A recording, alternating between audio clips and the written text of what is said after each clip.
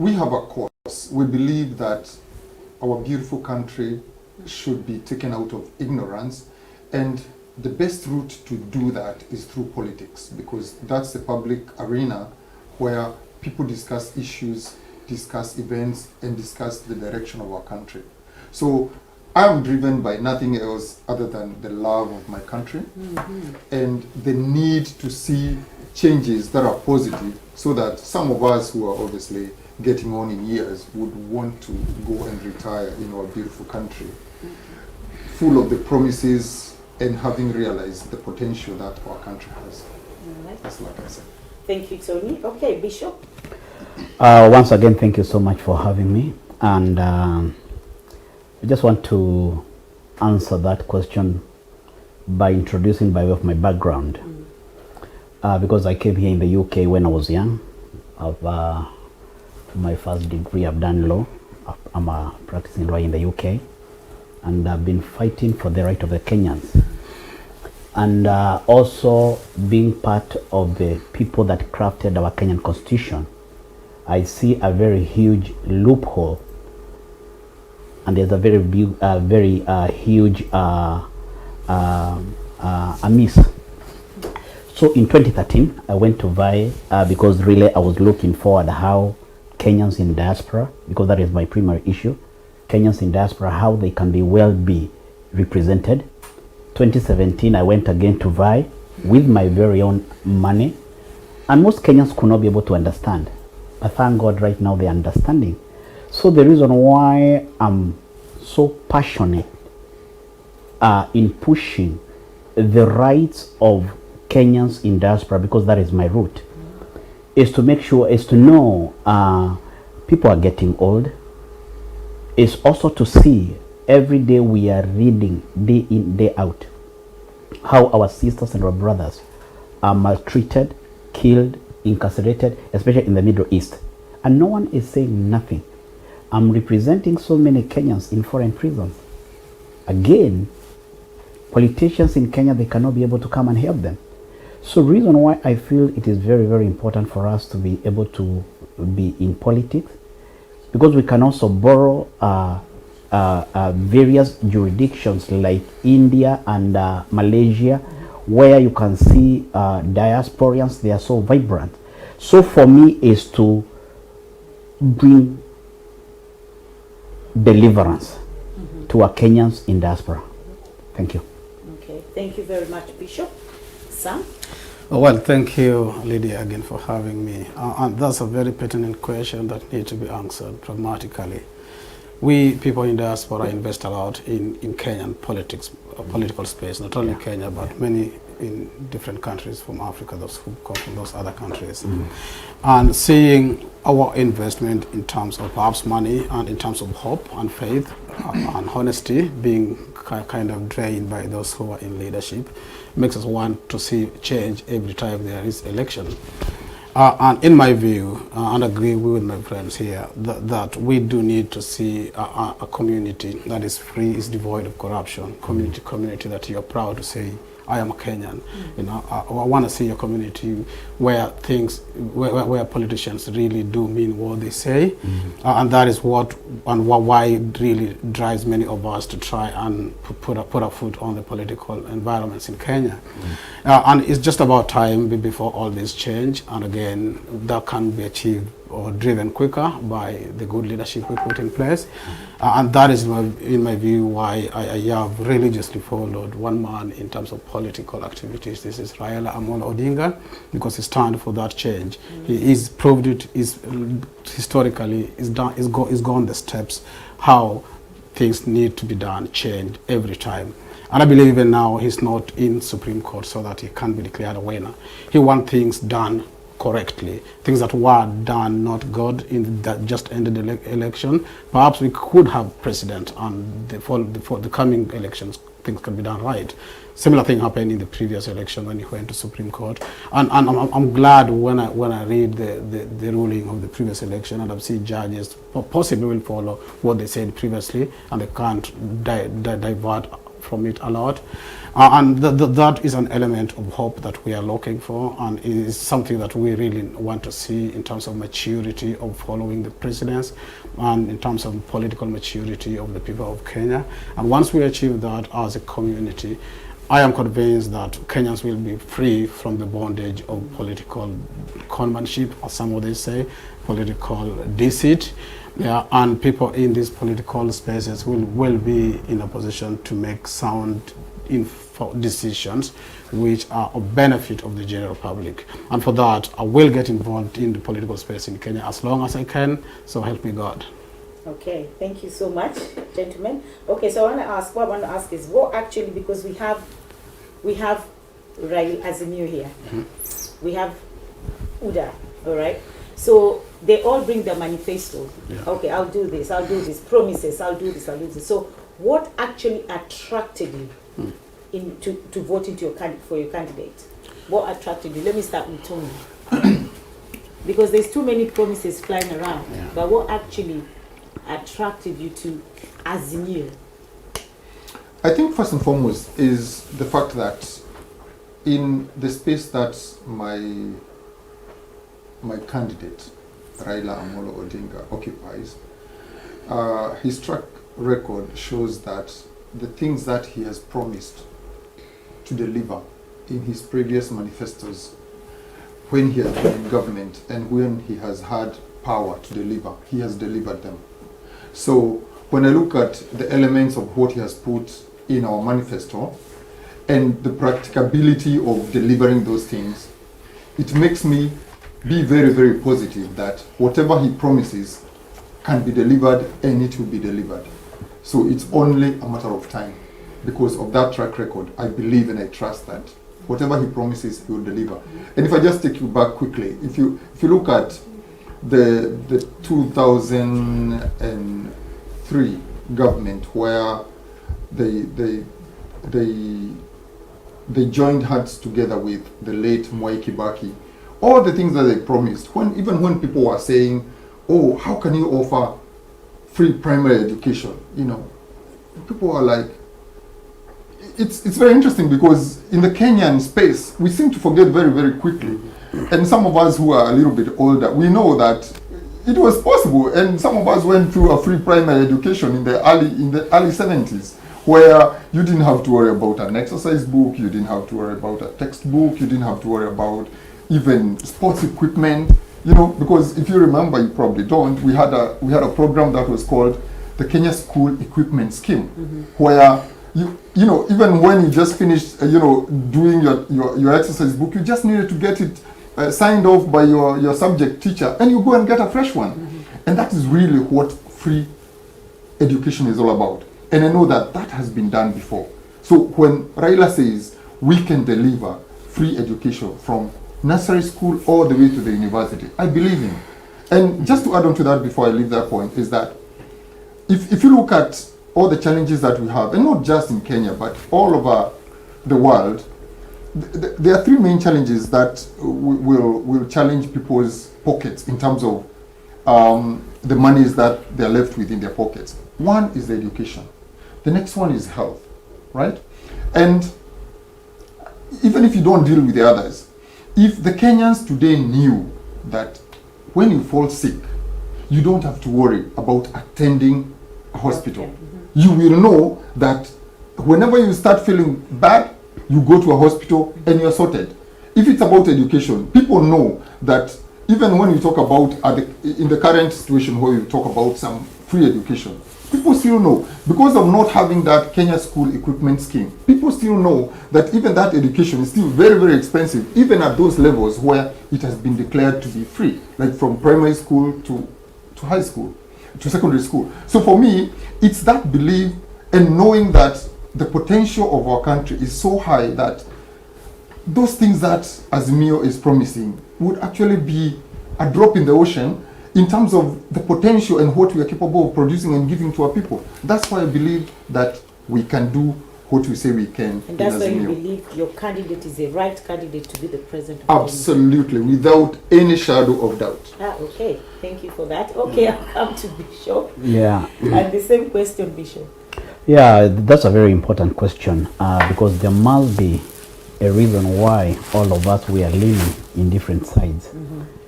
And for me to be in the UDA, I'm driven by very four major pillars, which have been driving our campaigns, and now we are just looking for realization. Because you see, while we started supporting UDA movement or Kenya Kwanza movement, the first thing as a party or coalition, what we did is to sign the charter with the various people, with the various groups, because you see, most of the time, politicians, what they do, they promise. We know since 1963, there's been a lot of promises in the land of Kenya. And it is sad, very, very sad, to find that even up to date, there are people who cannot afford 3 meals.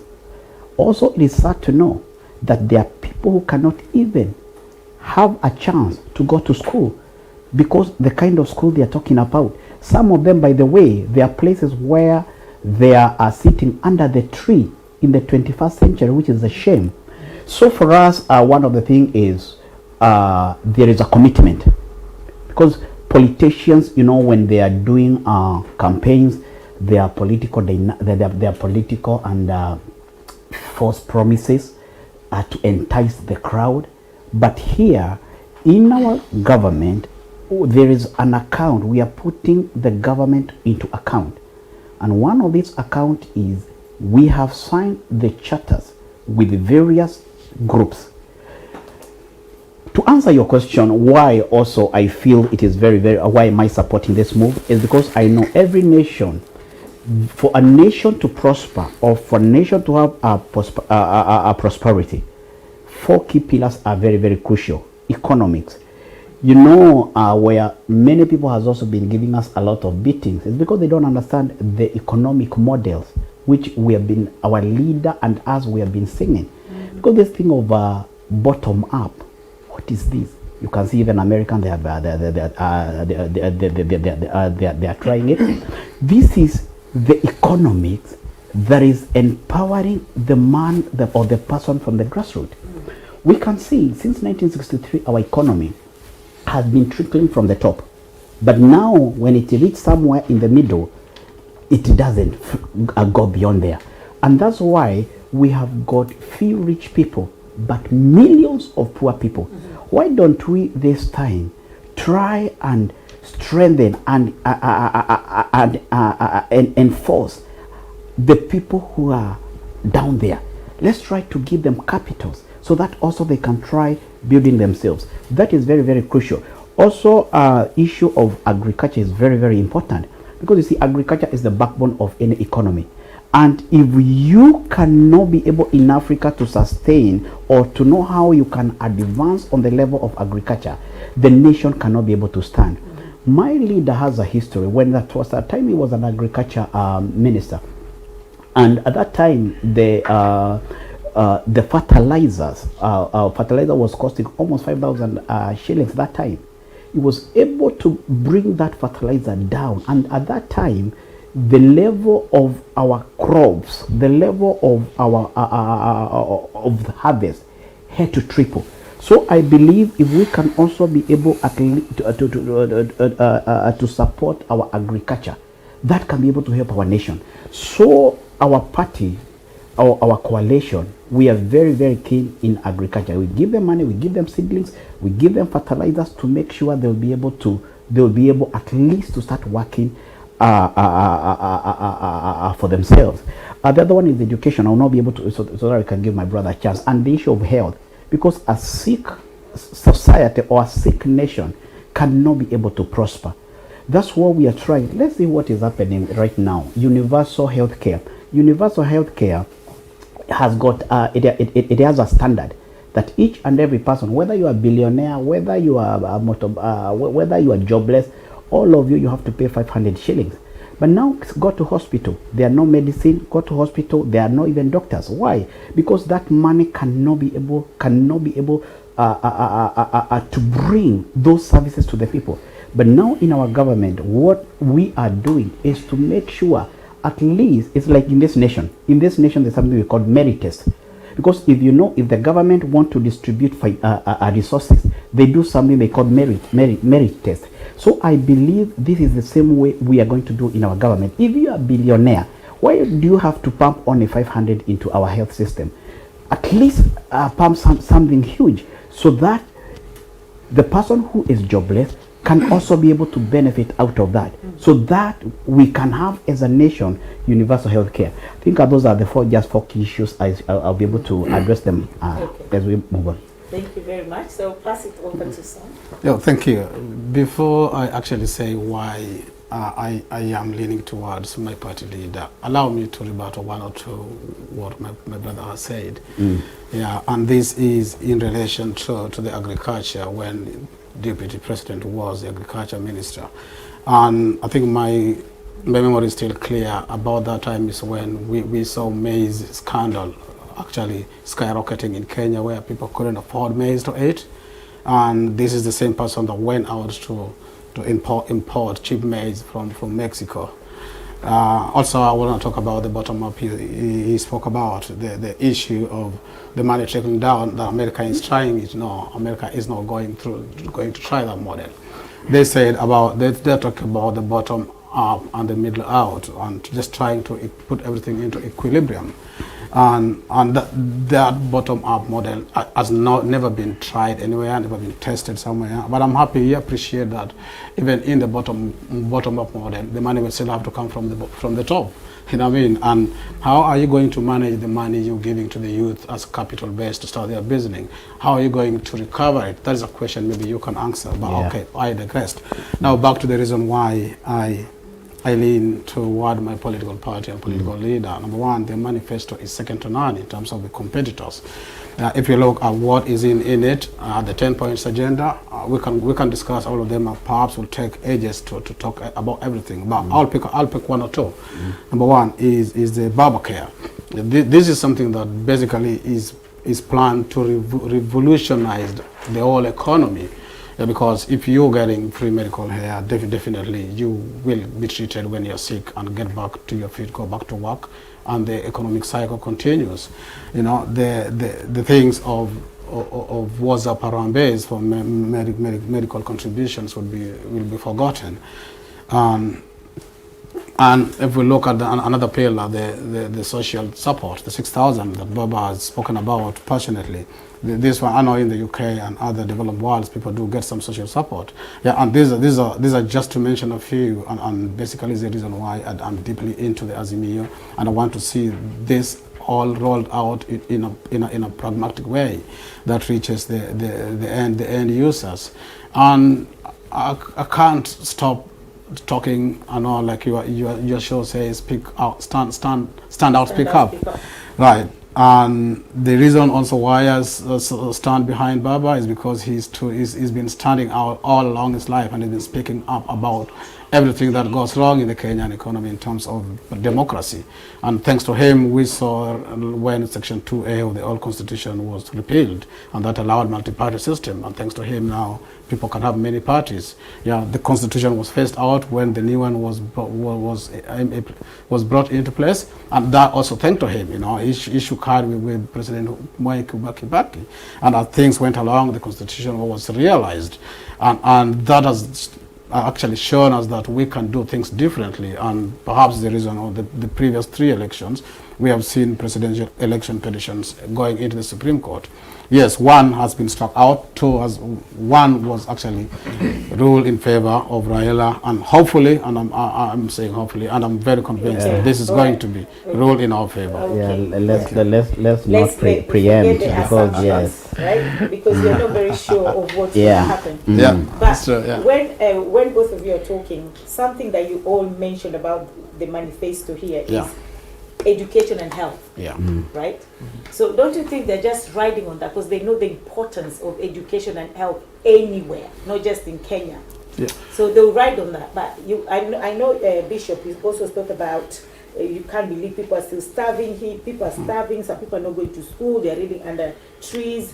And Deputy President, he's still in the current government that allowed that to happen. That was still happening. Okay? in his leadership. So what makes you think that he's going to change that?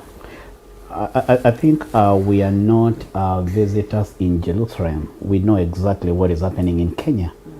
After 2013, because I was in that election, 2013 to 2017. Actually, Jubilee government at that time, it was TNA. They were doing very, very well. Around 2017, soon after the handshake, we all know, because you see, anyone that knows how Kenya is, we are no visitors in Jerusalem. We know exactly what happened. Deputy President was kicked out, was kicked up from government, and that's why you could see, even as a Deputy President, he was meant to be the chairman of the cabinet. That role was taken away from him. Yeah, okay, let me ask you. Sorry to interject. That was after 5 years. Yes. Okay? Yes. So the 5 years before the handshake, what did he yeah. Children are still That starving, people are still Actually, starving. the first time they really did a lot.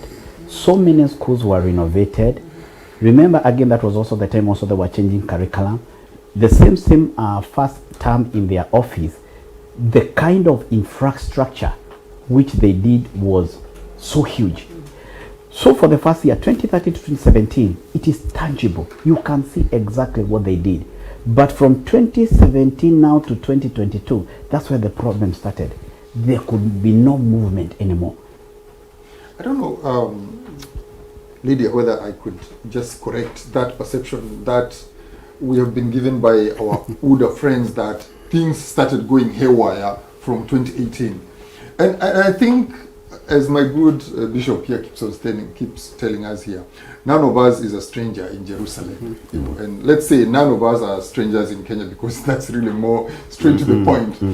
I think we should remind Kenyans that in 2017, when Baba was about to win the election then, the thing that turned around the elections against Baba, even though he still won, but the thing that turned things around was the offer by the TNA government that my bishop here is talking about, that actually subsidized the cost of unga that time.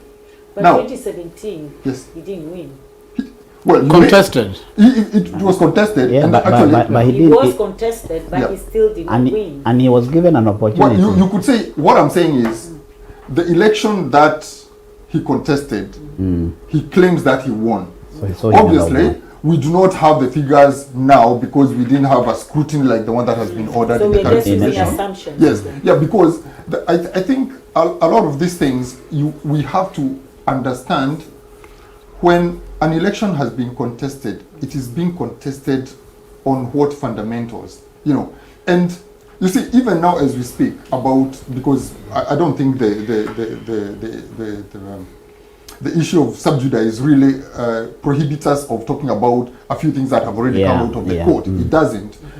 Even if you are talking about 2,000 votes, for example, that cannot be accounted for. And we remember, like in 2017, when some of those lawyers were being asked, if you're saying that some ballot papers have gone astray, you know, and we all know that when you walk into a polling station, like I went to Nairobi to vote, and I was given my 6 ballots, and I couldn't leave that polling station with any of the ballots, even if I didn't want to vote for anybody. In fact, because I am not really involved in the local politics, I had to even check around with my relatives and friends, who are you guys supporting in this area for the MCA and things like that. So I did that because my main focal point was Baba. So what I'm trying to say is that we would be able to know when, because Waswahili walisema pali kuna moshi lazima moto pia itatokea hapo. Unaelewa? So what I'm actually trying to say here is that I think we should remember that particular fact, because it is a lie that has been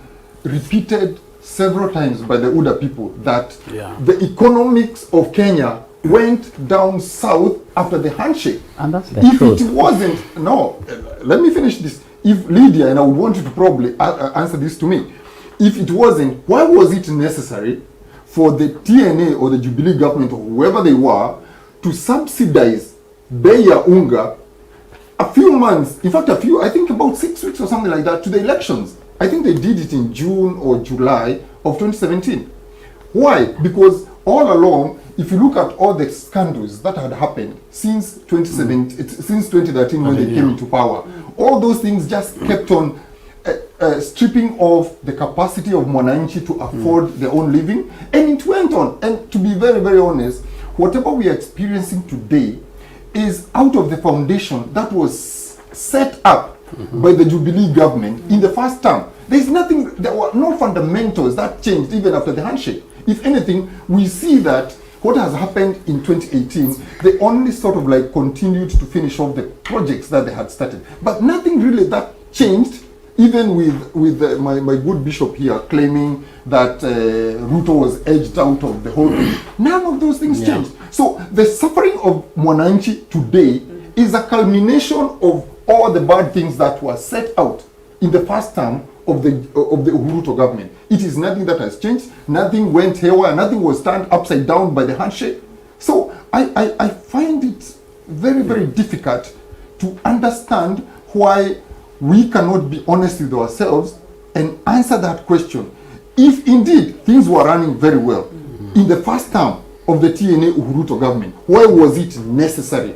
If I remember correctly, the price of unga then was somewhere around 170 shillings. Yeah. So if you actually look at the changes in the world economy, where unga is, if you look at where it was in 2017, it just means that it is just what we call just an exponential increase. It is not based on either, and I'm not holding brief here for the Ruto government from 2018 to where we are today. But all I'm saying is that what is ailing the Kenyan people is just a continuation of the same trajectory that they had started in the first term, where if that unga had not been arrested in 2017 from 170, because of the economics of the world and what is happening, it would still be where it is, whether the Jubilee government came back to power or they continued, whether Ruto was in government or not. Nothing would have changed. So I think we need to set that record straight in terms of these unga manenos that we sometimes want to blame on the handshake, because it's not true. But maybe I can interject as well before Bishop. Yes. Yeah, I think it's very, very crucial for all of us to be also quite sincere, because we are here, as I gave my introduction, my heart desire is Kenyans who are in diaspora. How are we going to help our government? And that's why politics must be different. As long as we are working very close with the deputy president, there are also issues as well, as people working with him want to make sure that those promises are going to be honored. The question on the issue of 2013 to 2017, we know very well, 2013 to 2017, things went very, very well. 2017, things went haywire. And we know out of that, people economically, they started struggling because there was a lot of demolition. There was a lot of there were a lot of businesses were closed down. A lot of businesses, so many businesses were closed down. So we cannot use the unga as a yardstick of economy, because apart from unga, also people lost their shelter around 2017 to even last year. So I think what we really need to do, all of us, is let's look for the solution, and that's why I'm praying you as you are taking us through. Let's look for solution. Let's not start crying what happened 2017, because we are here, we are new generation. We want to make sure 2022, 2023, we want a government, whether it is their government or our government, we want a government that is going to be accountable. We want a government that there's no woman that can be able to die while giving birth because there is no maternity. We want a government that when our children finishes Form 4, because free education, it can be useless if we do free education, but we don't give them jobs. We want a government that will be able to give our people jobs. And I think these are the pertinent issues we really need to discuss here. But you know, Mr. Bishop, Sorry, just 1 minute. Sorry.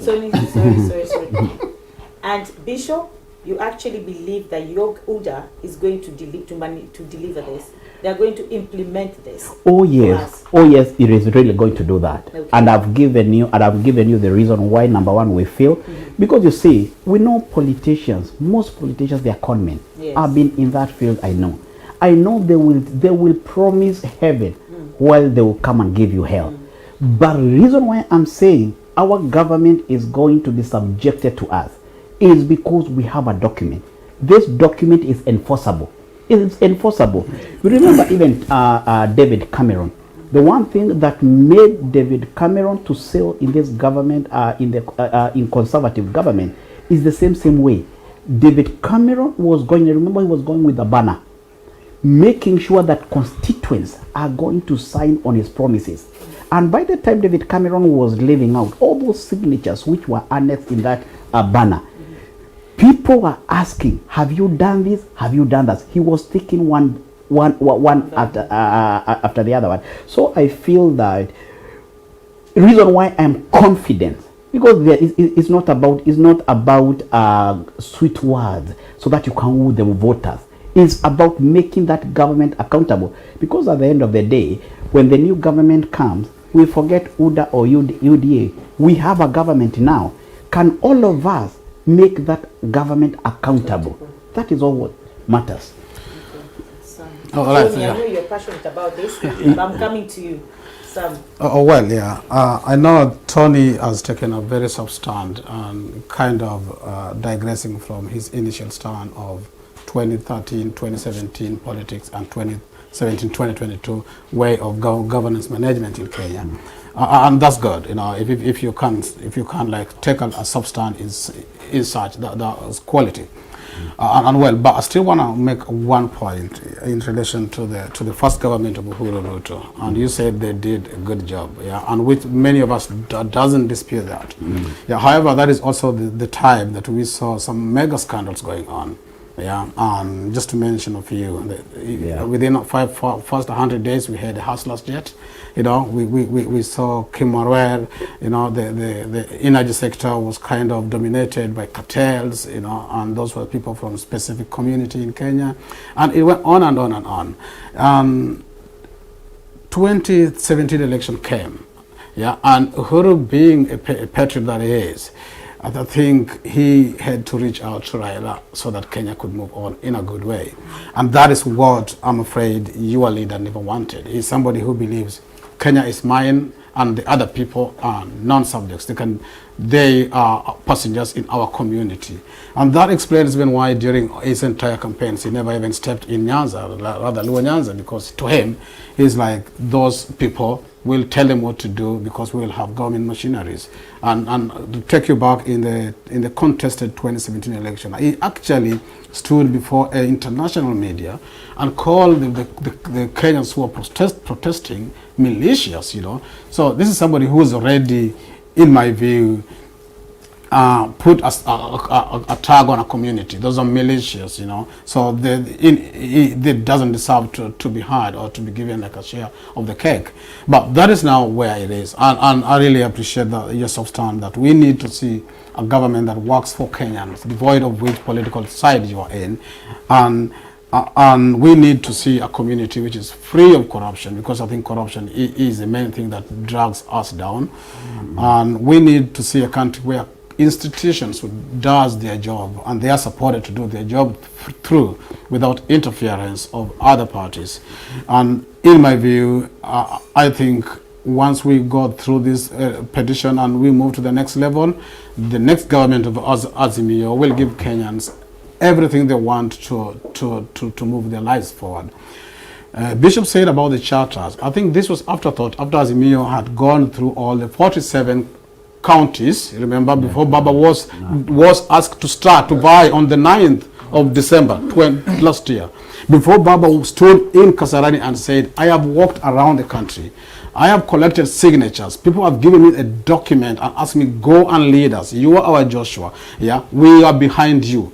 And then the guys, the older guys, with their copy-paste kind of mentality, went and said, okay. Wait, let me finish. No, I didn't interrupt. I did not interrupt with you, so at least give me time. When you object, you talk. I just want to, for the sake of this, let's deal with issues. Let's not personal. I will not even a word. Okay, Here, Lydia, I here, think let I'm me say talking. this, You Lydia. can wait, yeah, No, because no, I gave I'm him time. saying this Please. because Your words, your yeah, words. Absolutely, am I not get going- it, okay. I'm not going to Words. say anything about Baba. I respect Baba as a leader. Okay, Yeah, I got yeah, you. let's talk about Yeah, issues. okay, Just- cool. Let's talk just- about issues. Yeah, just- not not right. personalize, Yeah. attack Okay, personalities. I don't think in my statement I personalized anything. you I did. say You the, did. the older team, the older guys. That's a conglomerate not of different older people, guys. right? Respectful. So if that offended you, I apologize. Okay, cool. But moving forward, Sam. what I want to say. So I'll take you out of the studio. I'll actually throw you out of the studio. So No, but allow me at least to finish my statement, No, I think and then you let can me move on. rescue Sam because he's my friend. Because I have an idea where he's going with this thought. And I think in terms of my rescue, what I can probably say is one. I think one, it's not factual for people to say that Baba did not collect the views of the Kenyans in the country before he actually agreed to run again in the just concluded elections. That is not true. That is one. Two, I think for somebody like Baba, who has been in the system, so to speak, or in the political arena, and who has actually been in the forefront of fighting for the common Mwananchi and just wanting to make sure that everybody gets lifted out of their mire and the problems that the common Kenyan goes through. This is, I think, again, where me and the bishop still want to ask ourselves, who is a stranger here in Jerusalem? Because personally, even though I've been in this country for a few years, I don't need to go around the country of Kenya to collect views of what really people need. It's clear the ills that are ailing the country. It's clear what people are suffering from, such that all you really need to do, this is the way I see it, and this is what I tell people, is that our country is like a turnkey situation. The potential is there. We already know what's the problem. We just need to get somebody who goes in there and does the job. And just to come back, because I don't want to leave this issue of UNGA, because the reason why I'm taking back the bishop to the UNGA is because I think the thing that you measure the capacity of the Kenyans, whether they are going to sleep hungry or not, is the UNGA thing.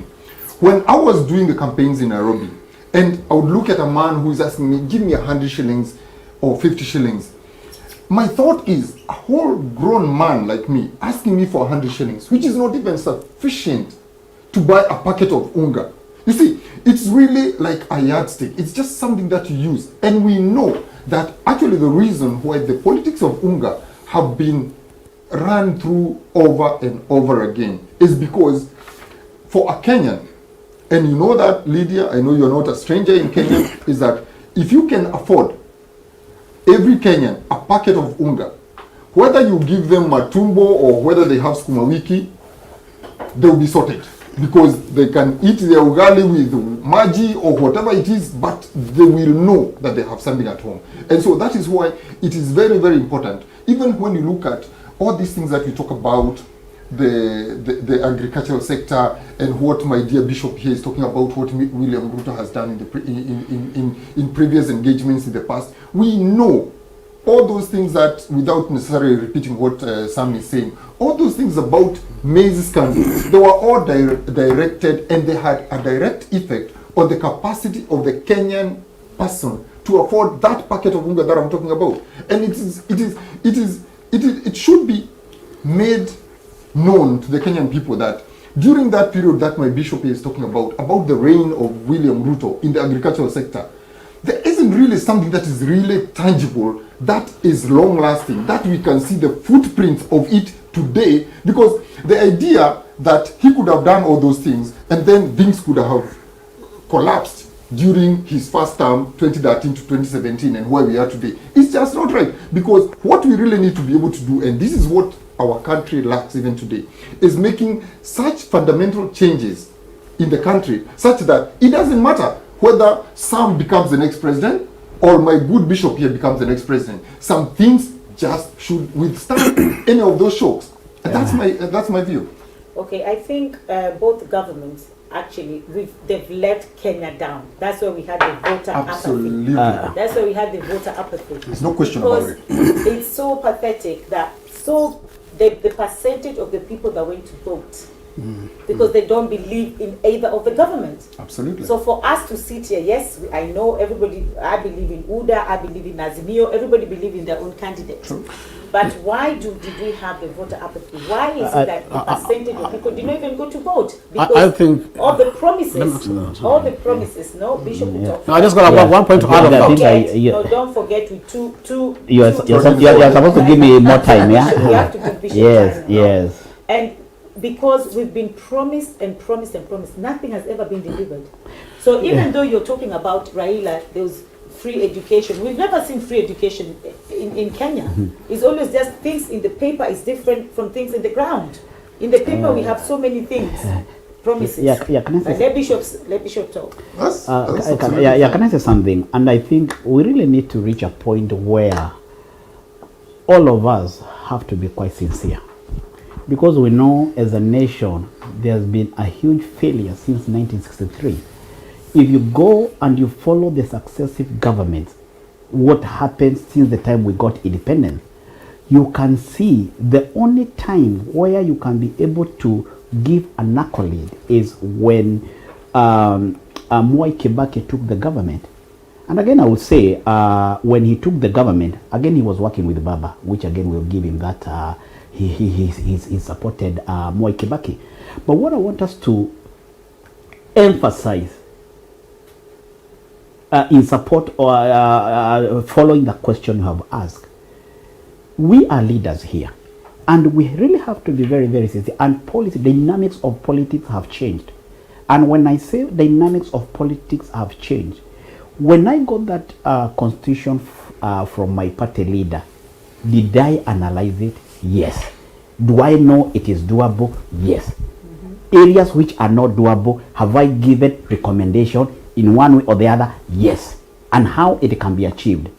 Let's talk about my brother mention about the social welfare.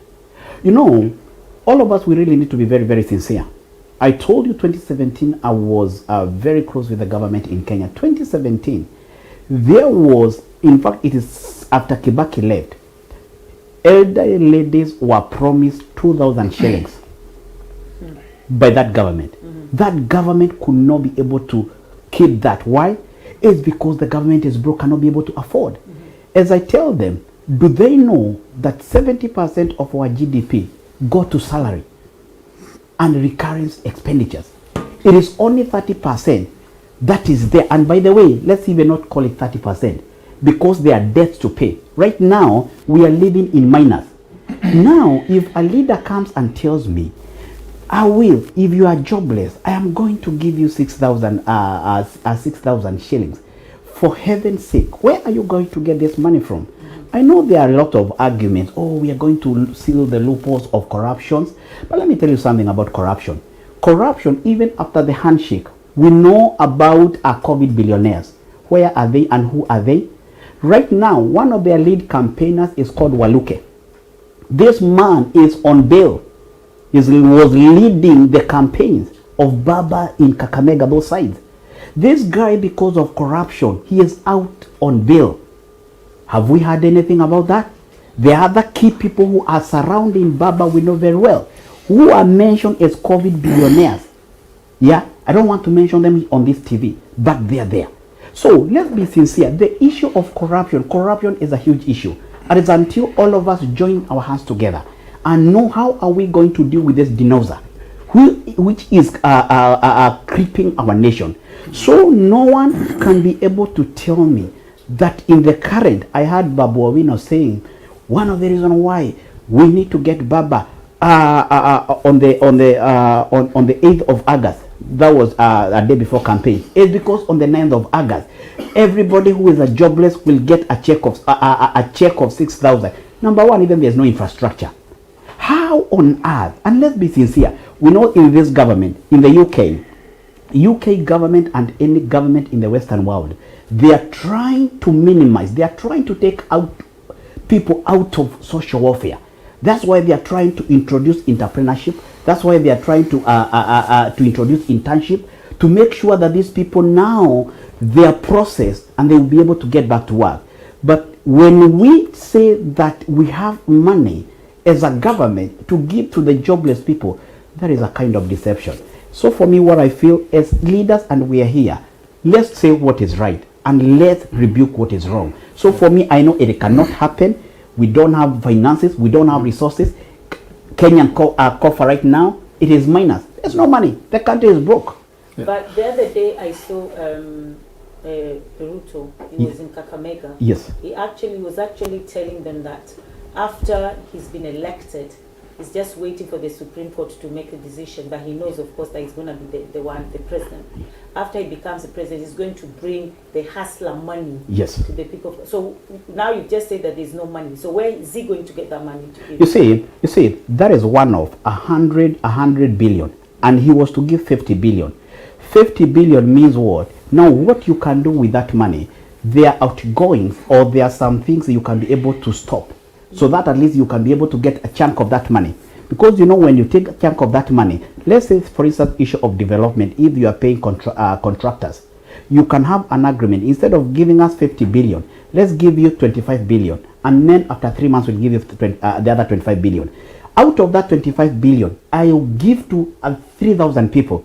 They will be able to be given that money, and then they will be able to bring that money with the minimum interest, meaning that money still will go back. It's like recycling that money. But saying, remember, social benefit or social support, that means you are taking that money for someone to go and pay their rent.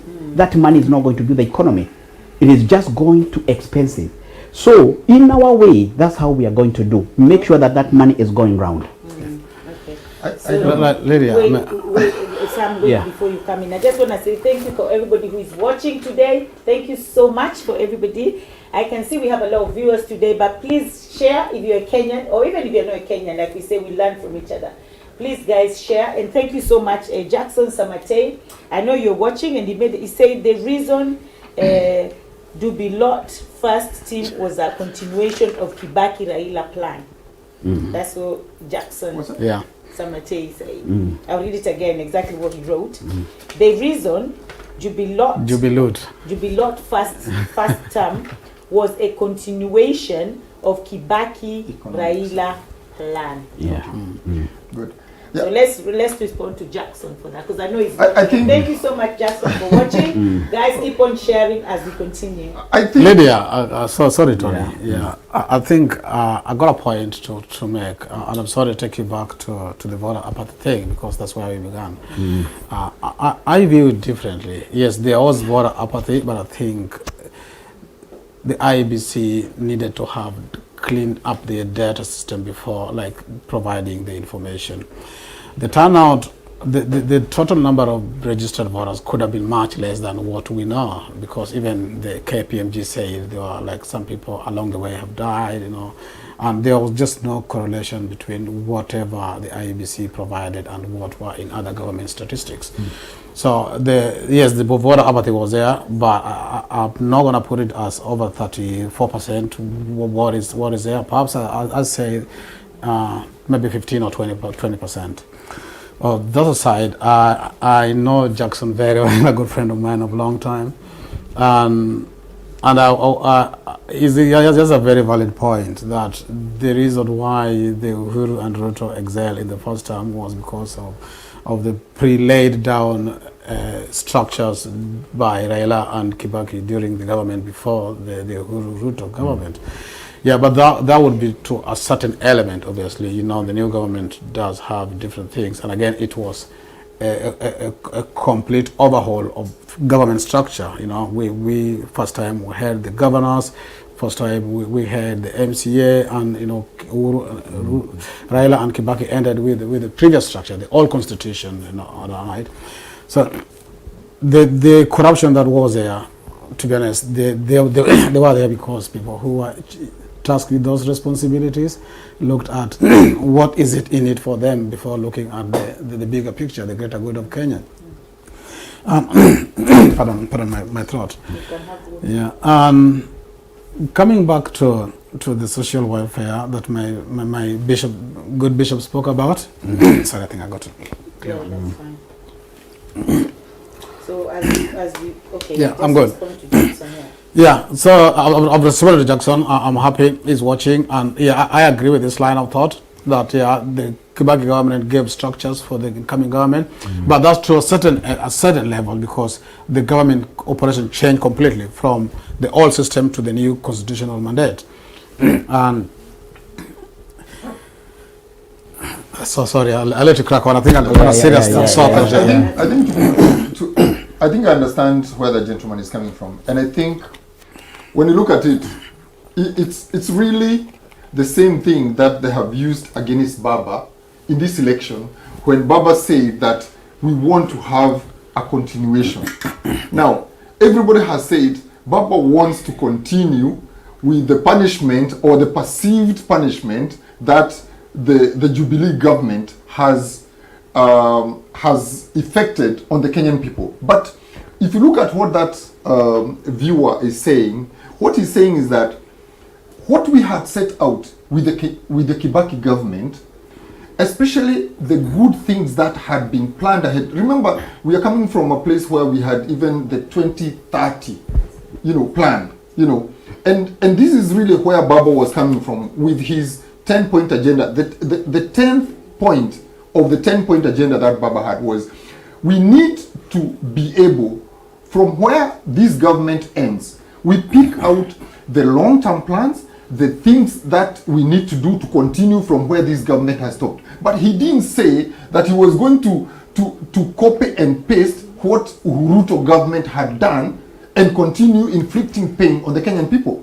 So it is very, very important that we should not miss the point of that viewer, because what a responsible government should do is pick the programs that are long-term and that should benefit the people. Because if you look at some of the things that we have done, like for example, if you look at the SGR, when the SGR was planned and mapped out by the Kibaki and Raila government, the cost of it, as we have been told, was actually less than half of what it eventually costed. Why? Because the Ruto government, when they came, they decided to throw away the package of SGR, whatever had been agreed on, and agreement signed, and refloated the whole project. And that is actually what Baba was actually trying to say with his 10-point, that let's pick what seems to work, what has been promised the Kenyan people, something that we can see that long-term, whether it is UDA government or it's Azimio government, it will benefit the people. Because if you look, it's sustainable. Because if you look at, for example, what we have, because we have now exported the bad manners of the national government to the county governments, where you find an outgoing governor who has had some good plans, he has done half of it, probably used 10 to 50 or 30 billion shillings on a project, and then the incoming governor looks at this and says, oh, this was started in the corner of this guy because he's a Maragoli from this corner, so we will not continue with this project, I will start my own. And that is what really Baba was talking about. So coming back to the things that we hold very dear in this country, and I agree with my bishop here that we need to be able to look at our country, because we are leaders in our own rights, in a way that we can extend the things that are working properly. And for example, when you look at the 6,000 shillings that my good bishop has talked about here, I don't think that it is very, very sincere, and I'm not calling him a liar, it's not sincere for people to say that it is impossible to give the 6,000 shillings. Why? First and foremost, nobody has ever said, because as he said earlier, our politicians are very crooked animals. Because our Baba never said that every jobless person will get 6,000 shillings. All he said, and that is in the manifesto, is that every family that can be judged not to have a breadwinner will get 6,000 shillings. Now, when I remember what Madakarua said, he didn't say what Babu Owino has said about getting it the next day. What Madakarua said is that we can actually do this in 3 weeks. Why did she say that we can actually effect the 6,000 in 3 weeks? The reason why, one of the only institutions that still works and performs properly in Kenya is the Kenya National Bureau of Statistics. Today, based on the previous population census that was done, we already know, because if you remember, when those guys come to do their census, they ask, how many people are in this homestead? Who is jobless? Who works? Who is in education? Who is doing what? So already we know, and that is what Mother Karua was actually saying. We already know that about 3 million homesteads, based on that conversation that was done at the population census level, we already know these people, which means that what Karua was actually saying, that immediately after we take over the government, we will already pick these statistics, because this information is there. Because those statistics, if you remember, everybody is known. When they did all those things, they know that Lydia lives in this corner. They have a family that, as at the last point, there was no breadwinner. So that would be a starting point. So it's just a question of going to pull that data from the Kenya National Bureau of Statistics and say, we know that in this village, based on the previous census, Kamau, Joroge, Wambua, Mora, and who else, they do not have a breadwinner in their homestead. Which means, and then if this gentleman, and I respect him,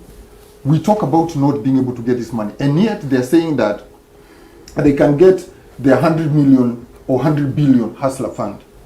When you look at those figures that I've just given you, about 3 million families, those figures, if you borrow a little money here and there within the budget of Kenya, it should be possible to initially and from the outset to give those 6,000 shillings. But most importantly, does it not pain my dear Bishop here when he walks in that country and finds grown men like me, who you can tell clearly from their faces that they have nothing to take home to their family. Yeah. When in Kenya today, there are people who walk out of their homes in the morning, and when they come back in the evening, they don't even know how much money they have made, because they have made so much money because of all this corruption and all these bad things that are happening, lack of correcting,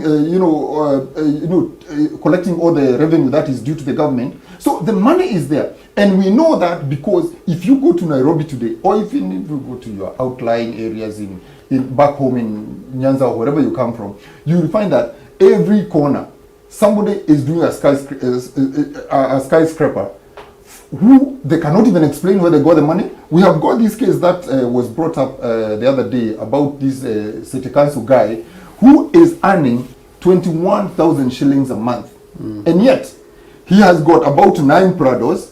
He has got, I don't know, about 9 buildings somewhere, some extraordinary amount of money. So it's not that, one, the money is not available in Kenya. And lastly, when you talk about this Hustler Fund and borrowing this money so that you can give it to these people at the circle level, as my bishop is saying, we know that the 202 million shillings that has been recovered by the Asset Recovery Authority in Kenya from the Gachagua bank account was money that was part of 7.3 billion that went through his account from these youngsters who they find a government project somewhere, and they are told by these big fellows who have got the access to those tenders, go, Kamau, Jane, John, come and put yourselves here together.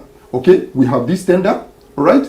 And then what these big men do, they'll get their own man, go in there, they will sign those checks and everything else. And all they do to the youngsters is they, at the end of the tender, when they have made 1 million or 20 million shillings, they will just tell these guys, these young boys, wewe ulifanya nini kwa hiki kitu? Sini kidole tuliweka hapa, shika hii 50,000, nenda nyumbani. Wewe ulifanya nini hapa, hata hatuja kuona hapa, take 100,000, nenda nyumbani. And that money, that is how the 7.3 billion shillings ended up in Gashagua's account as per the events that is reported. Can I say something? So what I'm trying to say is that it is not fair to say that we do not have the money in Kenya where a government can distribute this money to the people who are in need. The money is there. You only need to be genuine in whether you want to continue living in a country, because before the country picks up and things get in order, you cannot forget these people who do not have something to eat today. Okay. And that's the point. Okay, let Bishop interject. But Bishop, before you interject, I also want to say something about, somebody said, I said in my recent post, Kenyans go to polling stations, vote for their tribal oppressors, and return home to whine for the next 5 years. Nothing changes in Africa. So I want you to hold that, and then Sam, you're going to answer that. But Bishop, I think the person has really asked a very good question, because that's in fact the issue I wanted to discuss. Yeah. Because you see, Kenya, we have to deal with software, and our software is our brain. Because we have a problem in Kenya, and the issues we are having in Kenya, though some of them they are contributed by corruption, there are other issues we really need to push so that they can be able to change. Because no matter the kind of government that will come, the same way you are saying, see the issue of tribal. Tribal is one of the huge devil in Kenya. We have got this young man who has done his degree, but he cannot get the job because of his surname. The same way you are talking about. We will go there, we will vote our people, oh, that is my person. After 5 years, then we'll start winning and crying. To respond to what our brother is saying, I think, and that's what I'm saying, we must, whatever we are saying, we must support our argument with the facts. Because I know, if we talk about issue of census, we know the census is talking about, I think it was conducted, right? Was it 3-4 years ago? Yes, 2019. 2019. The census was conducted 2019. And that census, again, it was a flawed census. So you cannot use the information or the report of that census to be able to assess the situation today. Because maybe you came to my house in 2019. For 2 years, I cannot be jobless. Probably I've gotten a job. And that's why I'm saying this issue of I can be able to give 6,000 shillings. Is there an infrastructure? I'm sure there isn't. Why? Because even the issue of a National Bureau of Statistics, even if you go there, they will not understand. I told you 2017 I was on the ground, and even the local MP could not know how many elderly people are there. I was going from home to know how many women, how many fathers who are destitute. They have got no one to take care of them, but they are there on the ground. But even the local member of parliament, he did not know the number. So what I'm saying is, this is something to put the infrastructure alone. If someone is saying, I want to give money, to put the infrastructure today, it can take like another 1 year or so. Why? Because we know in the issue of Kenya there's a lot of deception. You cannot tell me that you'll get my information from the mobile so that you can be able to know who I am. Right now, we know one person has got 3, 4, 5 SIM cards. And as a government or as someone who has got that idea, the first thing is to ask that person, what is our GDP? What do we have? Number 2, do we have an infrastructure for that? We don't. Number 3, is it the best way? It's like now I've got this bottle of water. If I give you this water to drink, someone can choose. I can give you this water to drink, but I can give another person the same water and say, I will not drink this water, but I will water my plant. Or I will water my tree. And that tree tomorrow, I'll be able to sell it. That's where you can see the difference. Them or Azimio, I will give you to eat. But UDA or Kenya Kwanza, I will give you to trade. So tomorrow, who will have the benefit? So I just wanted to respond to that. Yeah. Okay, before I answer that, I've got a question for Bishop. Yeah, I listened to you, and it seems to me that you cast aspersions on the validity of the 2019 census and the ability of the Kenya Bureau of Statistics to have conducted it. In your view, do you believe that the 2017 elections and these just ended elections are valid? Because the KBS is an institution just like IEBC. Yeah. Sorry, come up again. So in your view, you cast aspersions about the validity of the 2019 census. Yeah, and you doubt it. And that, in my view, looks like you don't believe that KBS did a good job, right? Do you now believe that the just concluded elections be done by another independent institutions, yeah, are valid? or at least the previous 2017 elections were conducted in a free, fair, and very viable way? Yeah. That was going to be my next question. You are not asking questions. You're just No, I'm just asking. question. Yeah. You know what? They talk about institutions, and Bishop doesn't. In my view, it doesn't seem to appreciate the validity of the 2019 census figures. No, I appreciate institution. Actually, Article 251 of our Constitution, it gives a nation or a country, you see, a right for those constitution bodies to be respected. Now the question you are asking is the election for 2017 or 20, are you saying 2017 or 2022? Is it in accordance to the law? That's what you're asking? Was it free, fair, and verifiable? Oh yes, and I will push you to Article 81. It is in accordance to Article 81. It is accordance to Article 83. It is in accordance to Article 88. It is accordance to Article 138. It is accordance to Article 140. Right. Okay. Unfortunately, I'm not a lawyer. Perhaps I got law. No, we'll have time. We'll discuss that, because that is what I'm talking about. Yeah. You know, Kenyans are good at twisting the law, how it works to their benefit. Yeah, as long as you know you're doing something according to the law, you can still go on and do something that is wrong, not correct, or illegal. Yeah, and bringing you back to the 2017, let's not talk about the just concluded elections. Yeah. Let's talk about the 2017 ones, right? And the reason why I'm asking this, because when we mentioned the KBS having done the census, your comment was very negative about that. No, it was flawed, and even I remember even Honorable Raila Odinga. In fact, he was one of the person that casted expansion to that. 2019, that census was so flawed.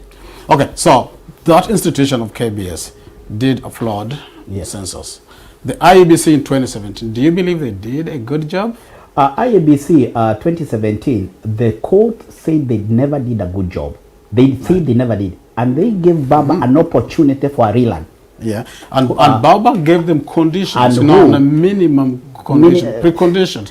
Because assuming right now we are in where we are because some of the conditions of some of the court rulings that were done in 2017 were not acted upon. Things like opening the server of 2017 was never opened to date.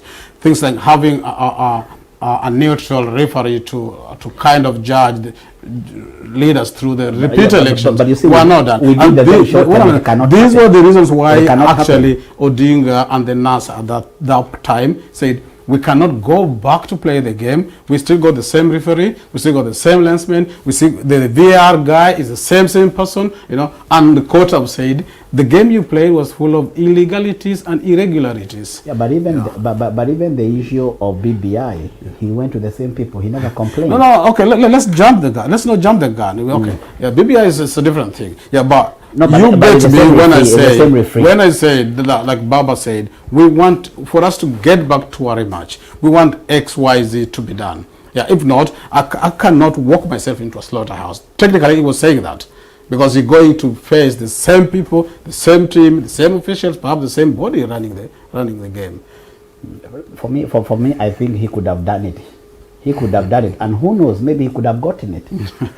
Yeah, but I think, Brother Bishop, I think it's very, very important to understand that if you really respect yourself and you've said let's take this and this and this so that we can create, because like now there's all this argument about where we are with this court case, and for me, the way I look at it, Baba doesn't have to win, and I think my friend here said, even now that Baba is in court, it's not about that he must win, but it's about making sure. It's not even about now. It's about the future. It's about us being able to put systems in place where even when I'm beaten, I know that I'm being beaten.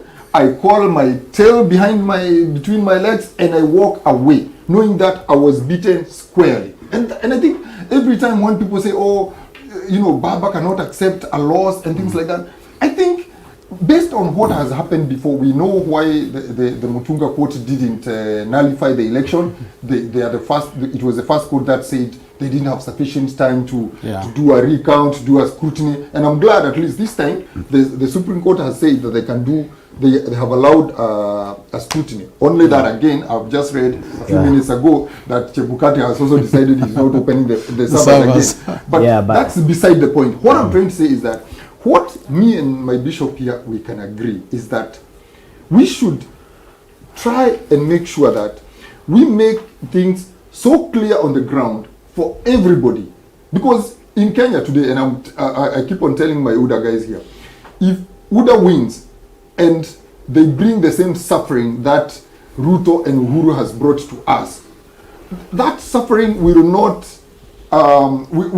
differentiate whether I was an Azimio person or not. I will suffer the same things. Everybody suffers. Everybody suffers. And so it's very, very important, Bona Bishop, that at least we can agree that even as you talk about all the things that you want to see change in Kenya, we need to be able to look at the history of some of these people who are talking about some of these changes, and also be able to say that this is good for everybody across the board. And to be very, very honest, and I think if you walk around in the country and see the kind of suffering that a lot of people are going through, and yet you see what I have just said, that people walk out of their house in the morning and they come back in the evening, Bona Bishop.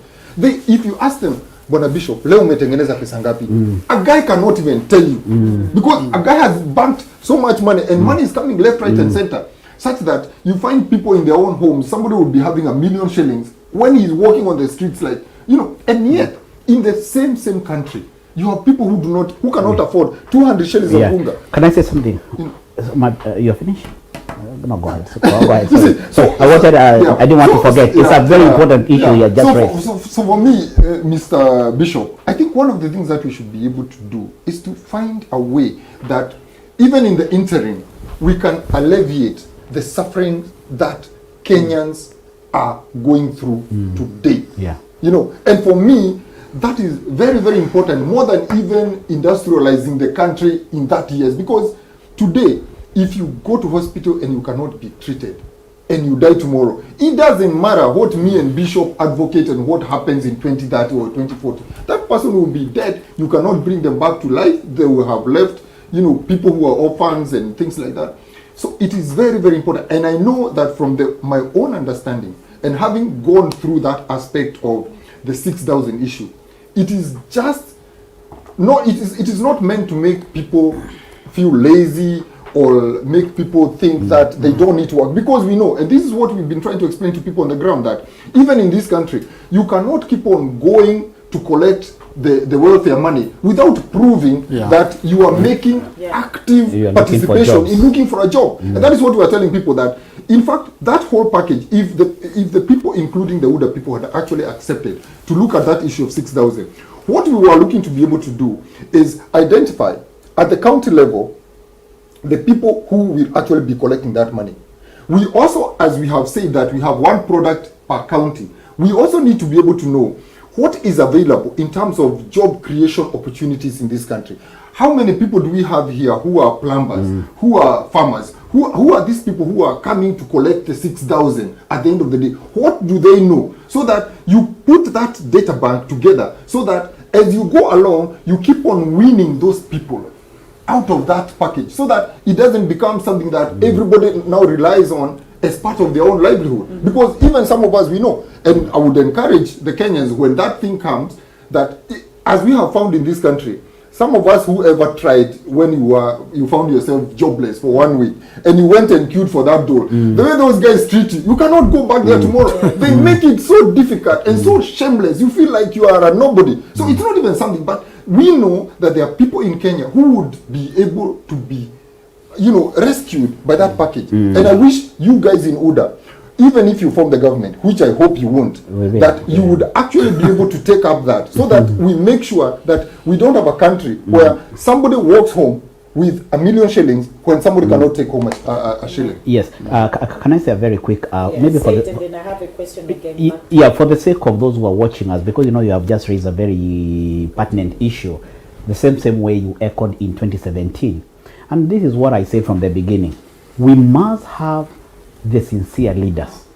And when I say we must have the sincere leaders, you are talking about 2017. Raila Odinga, Honorable, was given an opportunity to go for a rerun, but he could not go because of the referees, according to what he said. Now we can see here today. And the only way he knew from the bottom of his heart, even his lawyers who are working constitution, they misled him. Reason why I'm saying that is because we know as a nation, Kenya is governed by the constitution. Constitution is supreme. Article 1, in fact, it gives us that sovereignty has been given to people. Article 3, as now people, we have got power. We have got power to protect that constitution. Now in the land of Kenya, we have something we call judicial or constitution deadline or time limit. Yeah. If today we are going to do a rerun according to Article 140, I think 3C, a rerun has to be done within 60 days. Yeah. Within 60 days, constitution, you cannot be able to change anyone. The other thing is, and I mentioned before, is Article 252. Article 252, it talks about the independence of the commissions. But now we can see the insincerity we have in the land. When people are putting those commissions, they are putting their very interest.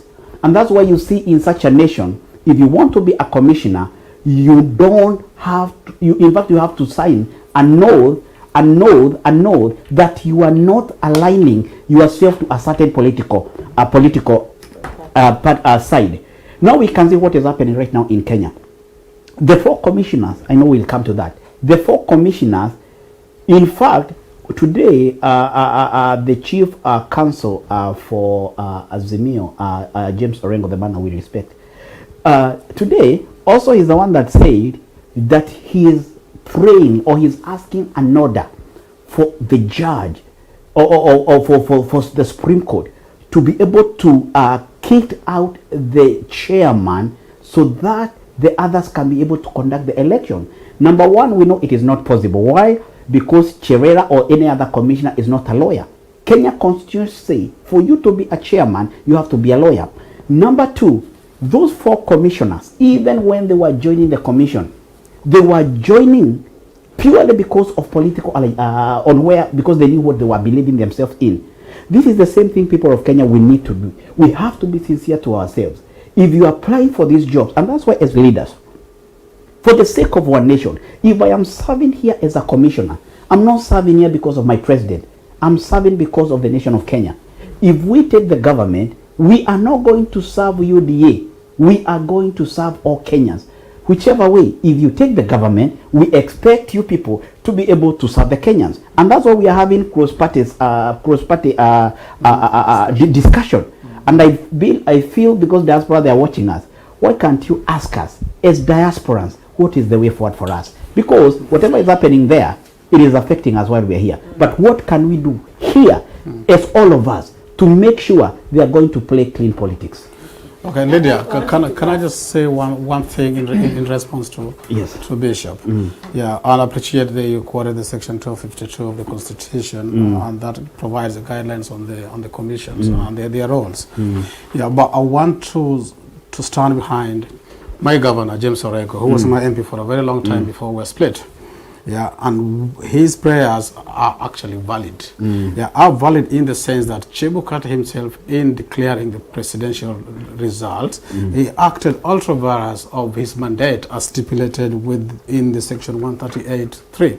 See, yeah, you look into that, and also that was, and there's also a case, yeah, the minor KIA versus IEBC, and that case, let me finish. I'll take you through that case particularly said, yeah, any matter before the commission, yeah, got to be decided by consensus or majority. Yeah, that is written down. That is a guidance. Those are precedents that got to be followed.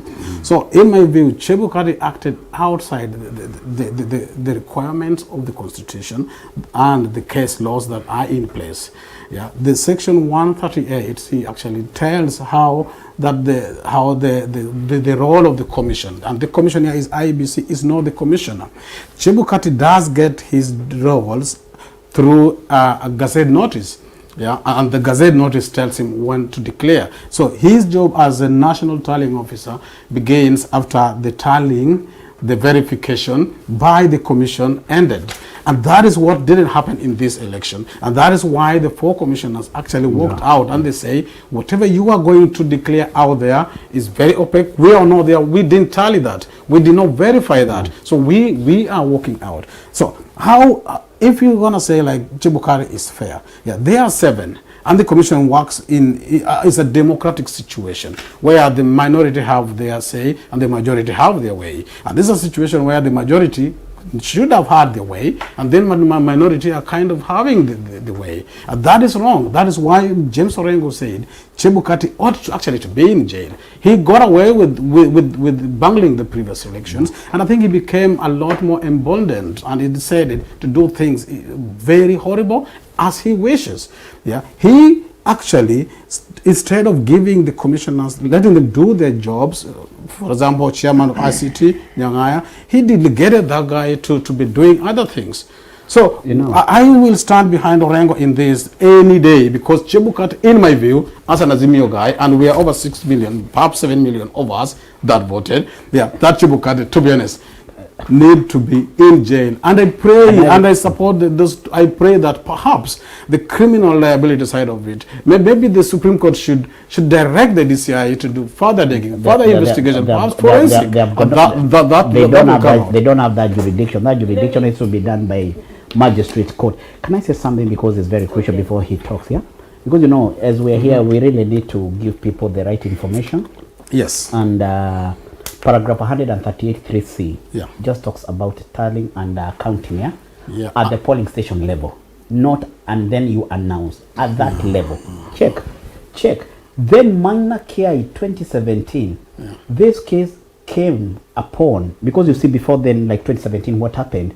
If I was voting in, let's say, Karen primary school, I will take Form 34 literally, together with the boxes. I will take them now to the constituency center. That's where now we are going to count. And that's why you remember 2017, there are so many people that vanish with the boxes. There are so many people that vanish with the 34A. This election, I was an agent. And because I was an agent, really we were fully guided by Minor Carta case and Article 38(3)(c), and you will hear tomorrow.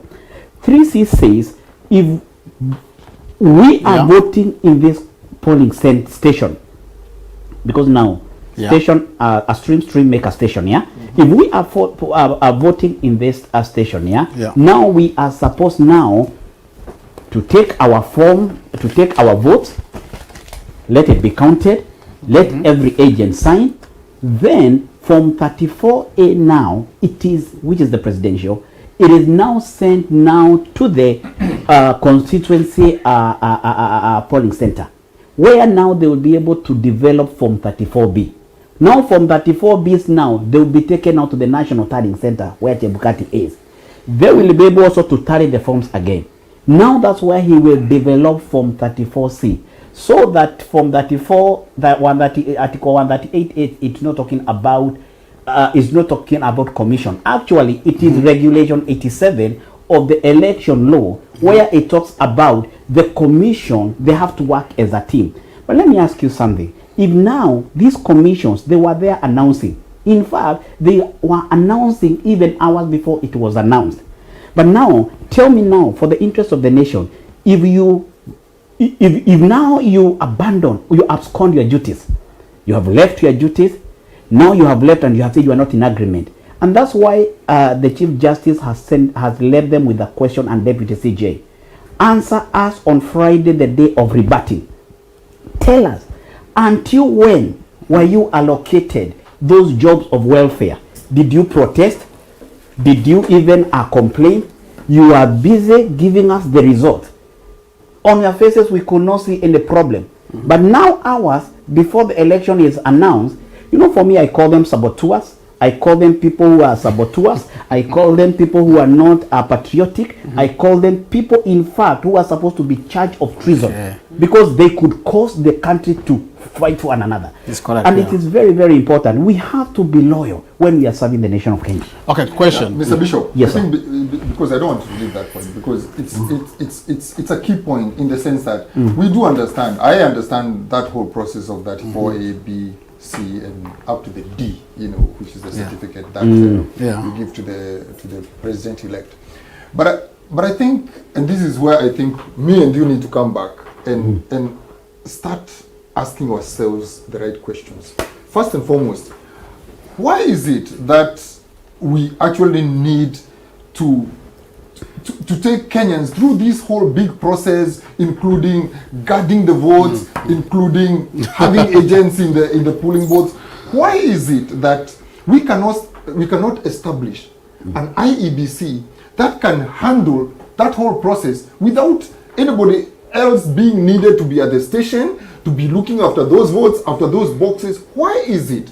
And for me, and I know that even when we have elections in this country, you walk into a booth, you throw in your ballot, and you walk home. In fact, that was my question, number 11. I wanted to ask, why do we have the need to guard these elections? Why do we have to guard them unless you know that somebody's going to play dirty or somebody's going to steal? That's why you now send your agents. Can you go and check and make sure nobody steals? Because that's your mind, that I'm going to steal. Because in this country, we just go in, do your thing and go. And that's democracy now. You see, that's what we need to bring. To probably expound on that, I think there's some fundamental issues here. First and foremost is the fact that we have refused to allow our institutions work. Okay, that's one. That's the first thing. And I think as we sit here, we should be able to be putting our efforts in trying to make sure that we make our institutions work. Because as much as we want to defend Chebukati and Moku and Gulio about what they did, and we want to vilify the other four for what they have done, you just said that it's reasonable what they did. Sure, But what I'm saying is, even before we go there, we need to be able to interrogate, why have we found ourselves in this place? My good gentleman here is telling me that we don't have money in Kenya, and yet we print money in Kenya on Thika Road, okay? And yet we cannot put a system where we can actually do our ballot papers at Delaru, which is more important. Why is it in Kenya that we can print money in Kenya, currency in Kenya, and yet we cannot print a ballot paper? Why is it? And why is it that we allow your leaders, including your leader who has been in this government, that even an issue like that, they could not raise and make sure that it is brought to rest? So that these monies that we're talking about, and talking about all these people who are suffering in Kenya, why did we need to export? Those are jobs, those are monies. Look at even the challenges of Kakamega and Mombasa. If we were doing those ballot papers in Kenya, the previous day before the election, when we realized that those ballot papers had been mixed up, it could have been very easy to do ballot papers in Nairobi. Even now, I sit here and I ask myself, what is it? Why is it that we couldn't do those ballot boxes ballot papers, so that you can have those elections? And I think it is very, very important to, even as we support your UDA and we support our Azimio, we need to be able to ask these leaders, why is it that in a country where UDA is saying we want to save jobs, we want to make sure that all the welfare of every Mwananchi is taken care of, why is it that that sort of money, the billions, I don't know how much money we spent on this election, but about 40 billion. I don't even like to think about it, because it cannot sit with me properly why we had to export those jobs, those monies all the way to Greece. Why would we need to do that? And that's why we need to get now involved. We must fully get involved. Kenyans in diaspora. And I think that is the solution. We have answered that question. And the answer that you gave me is corruption. Now, it takes me to the point where I've been looking at the issue of corruption in Kenya. And I think Kenyans need to understand exactly how bad corruption is and how it affects them. And I think, Bishop, as a church, And I think it's very, very important, in the leadership of our church, of the faiths in Kenya, that we actually expound and make Kenyans understand how corruption hits everybody right in their home. Every time I take an Uber ride or I go out on the street, I tell people, if you know where you are today, if I had time to sit with you, I can sit and analyze how corruption has affected where you are sitting right there today. Because we cannot continue talking about corruption as if it's something that is out there in the air. That doesn't affect people. I've heard people say, when you ask about government money being stolen, kwani hiyo pesa ni ya mama yako? And I ask myself, the last time I took my mom to hospital to be attended, those people, they asked me for money, they wanted me to buy dawahs. If that money had not been stolen, would they have asked me for money to get my mother getting treatment? And it's very, very important. As for me, even as I was going through this whole election cycle, it is very, very clear in my mind that one of the biggest problems we have with the Kenyan society is that we have been hoodwinked to believe that corruption does not affect our lives. It is just something that happens out there, and we should continue celebrating the people who are thoroughly and known to be involved in corruption. Can I say the solution to that? Yes, before he talks? Because you see, corruption is a cancer in Kenya, and for me, my advice, even to the next leadership, which I believe is UDA, Kenya Kwanza, corruption has to be brought back. We have to have corruption lessons in our syllabus. The same way when we were growing up, we were taught about patriotism. I want to give you an example. 2017, I was vying as a member of parliament. You know what happened? I hired about 200 agents, and every agent I was paying them 2,000 shillings. But you know what? All of them, apart from 4, they were compromised. I paid them, and then inside, they were compromised. They became someone else's agent. That can show you the fabric of our morality as a nation.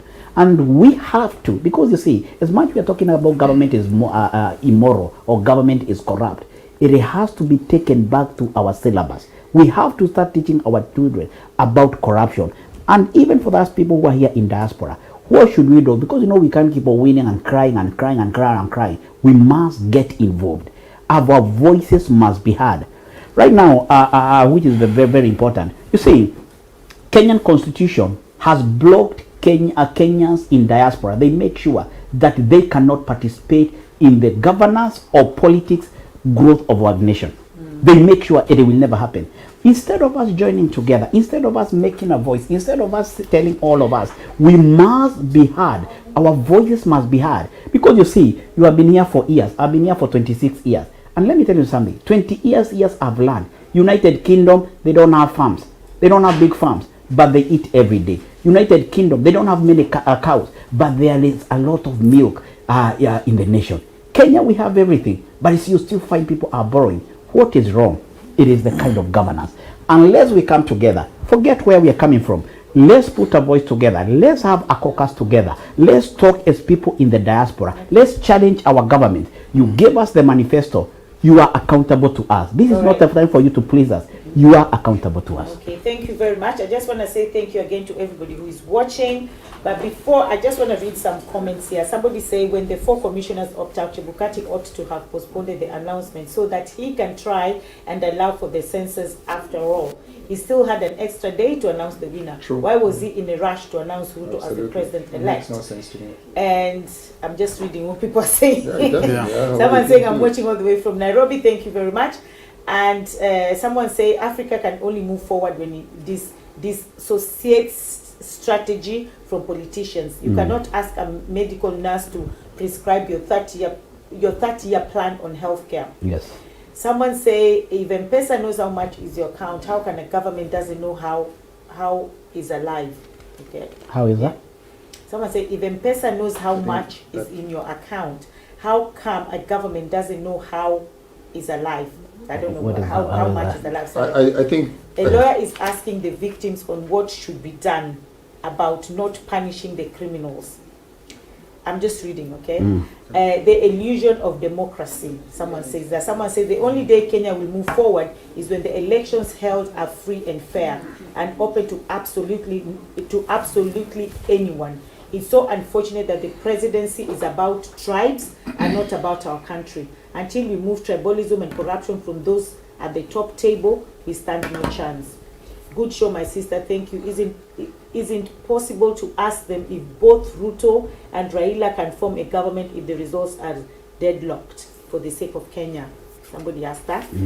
And corruption is worse than tribalism. Please don't segregate corruption. Dealing with Kenyan software, as you put it, starts with the question why people would vote to someone with the court order to return 2 or 2 million shillings, Kenya shillings, proceed of corruption as the country's DP. Okay, I will stop reading that. Yeah. And then somebody said, does the cancer need treatment or speeches? Arrest my case. He's stealing a manifesto he does not understand. Okay. Judicial enforcement. This is crazy. We have to be loyal when we are serving Kenya. Stealing a democratic process. Okay. Would you advise Gachagua to return the 2 points? Okay. So it's okay. This is so much now. All right. Then I'll just have to say thank you so much for everybody who is watching. But I want to go back to the tribal, right? Because for me, I want to say, does Kenya, I thought that I was told, or I know that Kenya, we have more than 42 different tribes. Okay. But it's only 2 tribes that always rule Kenya. It's the Kikuyus and the Kalenjins. So does Kenya only belong to these 2 tribes, or can leadership or government go to somebody else, to a different tribe? Because what is killing Kenya is tribalism and corruption. And tribalism is worse, because we go and vote for Raila because he's a Luo. I go and vote for Ruto because he's Kalenjin. But what we don't want to, this leadership is not rotating. It's just Kalenjin Kikuyu, and that's it. But in Kenya, we have more than 42 different tribes. Do you want to tell me that there's nobody else who can come from any tribe to take power? And in saying that as well, I think in Kenya, we have politicians. We don't have leaders. Yeah. So we should stop saying our leaders. They're not leaders. They're politicians. They're out for their own interests. Yeah, I agree with you, Lydia. They are politicians. Sadly, they are our leaders at the moment. In my view, the issue of the dominance of leadership between Kikuyu and Kalenjin can be cured. And that perhaps will need a very bold step from Kenyans or people in leadership. Maybe we can think of something like a rotational leadership, or something like what happens in Nigeria, though it's not like in constitution, but it is like widely agreed that when a northern is a president, then a southern is a deputy. Or when a Muslim is a president, a Christian is his deputy. So I think we need to do a serious soul searching as Kenyans, and especially with people in diaspora. We need to now start coming out strongly and say the best way we can have this is by rotation. I think one country is Scandinavian country got that rotational kind of presidency, and it is working very well. No, that one is yeah. So if we can say, like a constitution says, you go do maybe 10 terms and then moves to another tribe. Yes. That way, I think we can have a parties based on policies and not the tribe, because you will know once my tribe is done, then I got to support the party and the party policies, and then development of the government will become even much better. Yeah, but at the moment, I'm afraid, because Kenya is still a developing economy and people are very poor, and many people who in this leadership, they want to keep you poor so they come later on and buy your vote. They don't buy your loyalty, but they buy your vote at the time when you need the money most. And they do make some environment very harsh for people. Like just before this concluded elections, we saw the price of unga was close to 200 shillings or perhaps more. Yeah, and then government interjected. Similar thing happened, like my brother Tony explained, in the 2017. Yeah, and the price of unga was dropped down. Yeah, and obviously I don't know whether that persuaded many people to vote Azimio or not. Yeah, but I think our leaders they first do the ethnic arithmetic, and then this group If I go to Mudavadi, I'm going to get the Luhya Nation, even though he doesn't have any. If I go to Ruto, perhaps I'm going to get the Kalenjin Nation, etc., etc. And then the political groupings are based on tribal mathematics, rather than the real issues that are affecting the Kenyans. Whatever ails Jaluo in Nyalgonga, I think really ails Wanjiro in Kinoo or Chebet in Elgeyo Marakwet. Yeah, but we tend to be blinded, we the voters, with what somebody is coming to give us, like the bonds, like we dogs. They give us the bonds, they eat the meat. So unless we change our mindset and think of rotational presidency, that we're still in a big problem. And one more thing to talk about what Bishop said about diaspora being kind of excluded from governance in Kenya.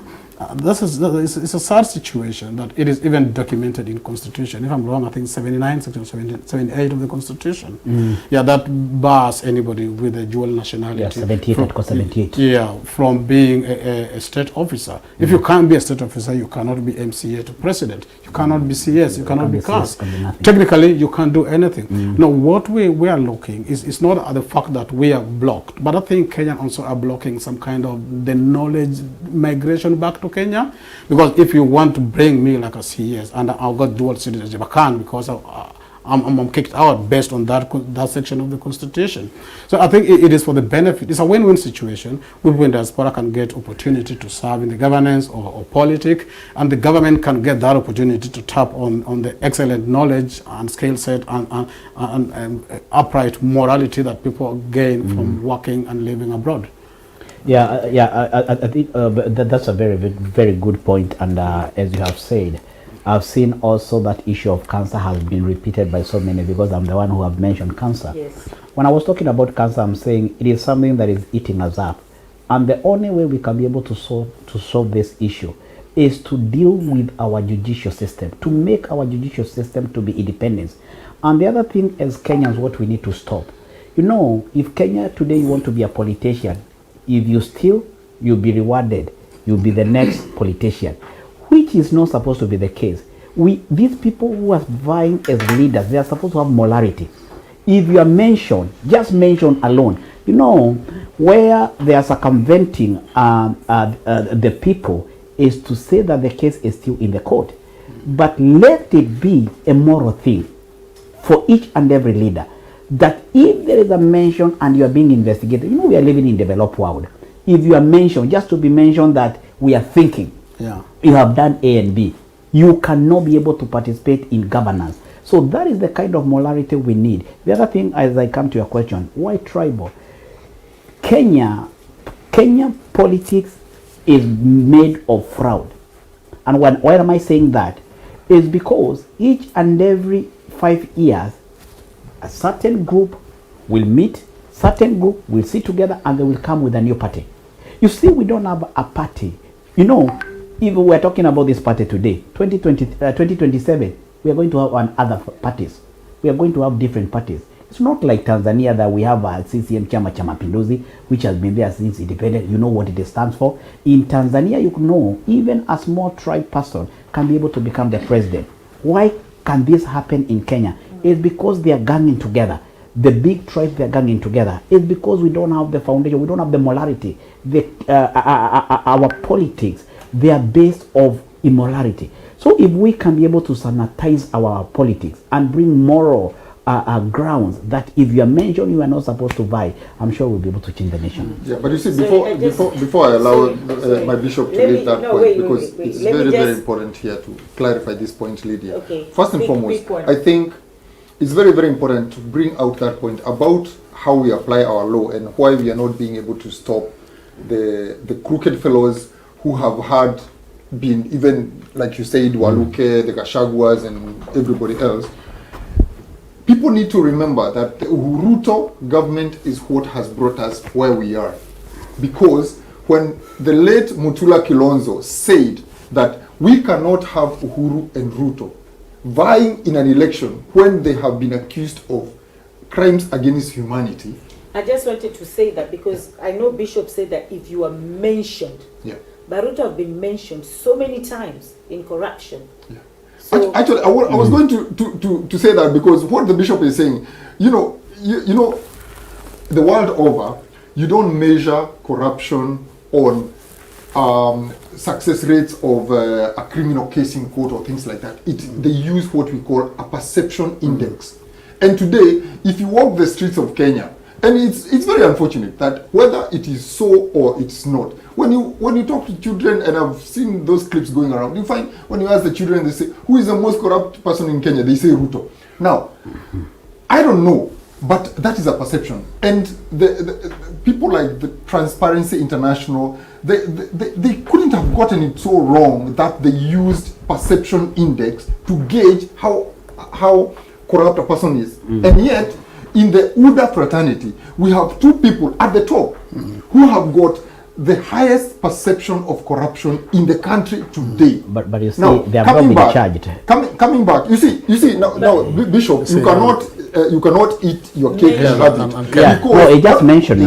Because what I'm just trying to say here, your Bishop, is that the people who are deep in UDA should have actually realized what I have just said, that it was a mistake to allow Uhuru and Ruto to vie for presidency in 2013 when they had a case over their head at Hague. And so we cannot continue with the same thing just because Uhuru and Ruto did it in 2013. We cannot allow Ruto and Gachagua to carry on with the same thing. And I'm just hoping that out of the case that is at the Supreme Court today, certain things can be set out where we can start forming laws based on the jurisprudence of the Supreme Court, because our parliament cannot pass that law. So that needs to come probably from the ruling of the Supreme Court, where we find and spell it very, very clearly that we cannot have anybody who has got even a mention on their name vying for any seat, whether it's an MCA or it's an MPA or anything. That is where we should start. Thank you very much. That's true. all right, thank you so much. I just want to ask my producers to give me like 10 more minutes. I don't know, okay? All right, so we have no time at all. So I just want you to give us your last remarks. Last remarks, Sam. Just your last remarks. And Quick, 1 minute. Don't make it long. Cool, to people of the Republic of Kenya and friends of Kenya. just talk to us. And friends of Kenya, we are awaiting the ruling of the Supreme Court. I will urge everybody within the Republic of Kenya to stay woke. Keep away from the harm's way. As we were looking for a favorable ruling for Azimio, I wish you all the very best. All right, thank you so much, Bishop. Yeah, so thank you so much, Kenyans, wherever we are. Let's unite, and more so Kenyans in diaspora. This is our chance, because for the past 50 or 60 years, we have been locked out. But we cannot be able to bring changes in our land if we are not on the table. So let's push, let's try to be on the table so that we can make good decisions for the sake of our children. Thank you. Yeah, I think Kenyans, what I can tell them is that they need to make sure that they understand how corruption is hurting everybody, from your old mama in the village to everybody at the top. We cannot all compete at the same level in terms of corruption. We can only ask our government, once we have dealt with the corruption, and I think it is good that Azimio should continue dealing with the focus on corruption, because there is, even when we talk about tribalism, I do not believe that tribalism is a bigger problem in Kenya than corruption. So that if we can handle and tackle corruption squarely, then all these are the things that we talk about in terms of institutions, in terms of whether somebody is going to sleep hungry or not. Those things can be sorted. And I would want to urge Kenyans that if there is something that they can do, and I know there is going to be a relay, is that they should understand that if you have one bunch of people who are squarely in the quagmire and in the pot of corruption, and you have one that doesn't have such a big deal in terms of that dirt of corruption, please choose the one that doesn't have as much dirt. I'm not saying that there is one that is clean, but please choose the one that has got less dirt of corruption, because one has got to start somewhere to start dealing with corruption. Thank you so much. Okay, I'll just say thank you very much, everybody, for watching. Thank you so much. And in fact, keep on sharing that video. Keep on sharing the video. Thank you so much. And I just want to say thank you to my producers who have actually given me 10 more extra minutes. Okay, so I'll say thank you to them. They want to kill me right now because I'm running out of time. But I'll say thank you so much, everybody. Remember, Stand Out, Speak Up every Wednesday, 6:30 p.m. UK time and 9:30 p.m. Kenyan time. Until then, love you guys, and remember, it can only be God. See ya. Thank you so much.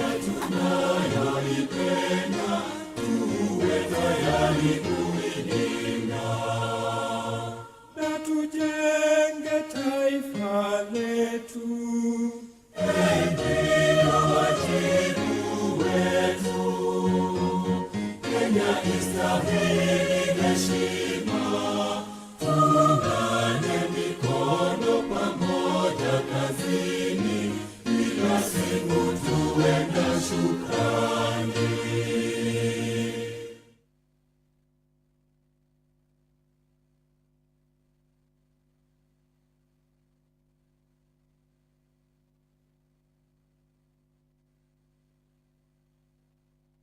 My work have really noticed a difference in me. They can see the hard work I'm putting in, and I'm loving bringing a fresh perspective to the team.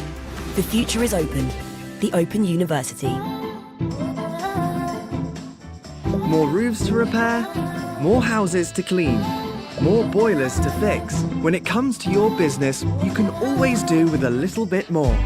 Like putting yourself in front of more people, right when they need you. And for that, there's Google Local Services Ads. Take